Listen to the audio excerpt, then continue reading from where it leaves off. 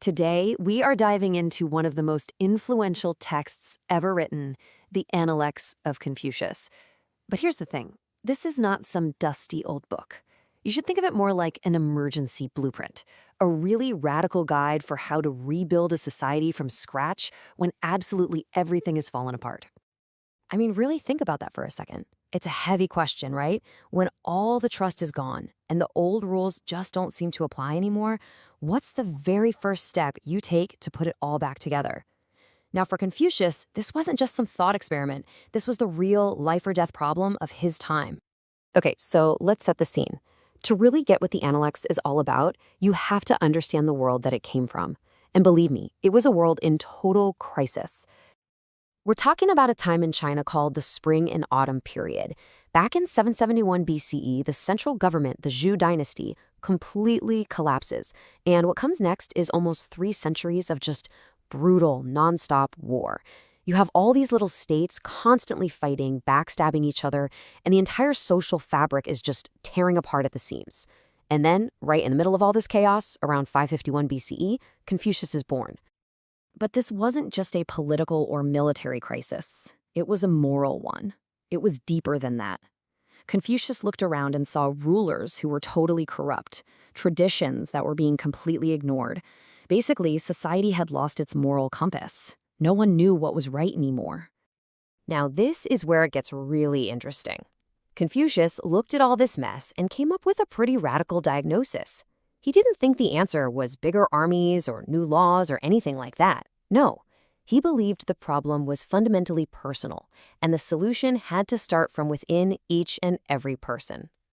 He came up with this incredible idea that you could call the ripple effect of virtue.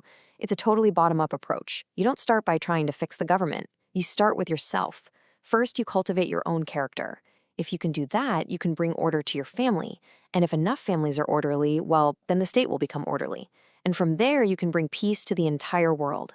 It all starts with the individual. And this quote just nails his whole point. For Confucius, leadership wasn't about raw power.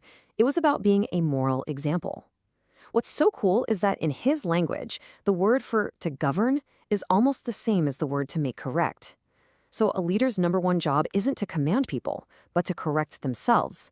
A good leader inspires good people. Simple as that. So if it all starts with the self, how in the world do you actually cultivate virtue? Well, the Analects is pretty much the instruction manual. Let's break down the core components. Everything, and I mean everything, starts with Ren. This is the absolute heart of Confucianism. You can think of it as true benevolence, empathy, just basic human goodness. It's that deep feeling inside that connects us to other people. Without Ren, everything else is just an empty performance. Now, if Ren is that inner feeling of goodness, Li is how you actually show it. I love this analogy of social grammar. Li is all the rituals, the traditions, the rules of proper conduct, from big state ceremonies all the way down to just being polite. And they aren't just random rules. They're the agreed-upon ways we show respect and turn our inner goodness into actions that create a harmonious society. And the whole goal of practicing all of this is to become a Junzi, or a superior person. Now, what was so revolutionary about this is that for Confucius, being a Junzi had nothing to do with being born a noble or having a lot of money. It was all about moral character.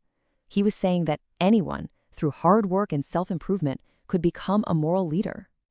To make it super clear, the Analects is constantly showing you the opposite of the Junzi, the Shaoren, or the small person. And the contrast is stark. The superior person thinks about what's right. The small person thinks about what's in it for them. The superior person is calm, composed. The small person is always stressed out and full of anxiety. It's a clear choice between a life of principle and a life of petty self-interest. And Confucius is really clear that becoming a junzi is a lifelong journey. It's not something you just check off a list. You can't just memorize a bunch of books without thinking about them. That's a waste of time. But you also can't just sit around and navel-gaze without learning anything. That's actually dangerous. It's this constant, active balance between studying and thinking that leads you to real wisdom. So did this blueprint actually work? Well, let's just say these ideas, collected by his followers in the Analects, went on to have one of the most profound impacts of any text in human history. Get a load of this number. For over 2,000 years, 2,100 years, the philosophy laid out in the Analects was the official state ideology of China. I mean, just let that sink in. The staying power of these ideas is absolutely mind-boggling. And the legacy is just immense.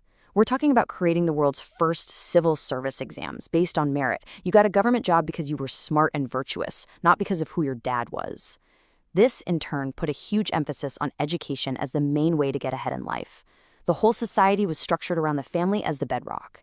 And this blueprint didn't just stay in China, it shaped cultures all across East Asia.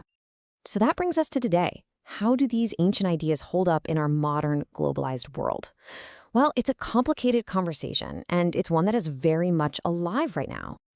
You can really see both sides of the coin here.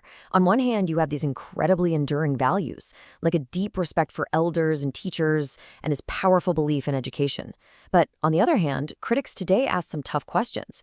Can that respect for hierarchies sometimes become too rigid? Does the focus on social harmony end up squashing creativity or individualism? And has it been used in the past to justify authoritarian rule? These are the tensions that are still being debated. And this really gets to a huge question for our time. In many cultures, especially in the West, we put a massive emphasis on individual rights and freedoms. But Confucianism reminds us of the other side of the equation, our duties, our responsibilities to each other, our relationships. It reminds us that we're fundamentally social creatures. So the question is, what can we learn from a philosophy that puts community and duty at the center? In the end, it all comes back full circle to that fundamental choice we saw earlier. This is a piece of wisdom that is just timeless. In our own age of anxiety, the Analects offers this powerful path. It suggests that maybe true satisfaction doesn't come from external things, but from that internal order, that peace and composure that comes from living a life of virtue. It's a challenge that was laid down 2,500 years ago, and somehow it feels more relevant than ever.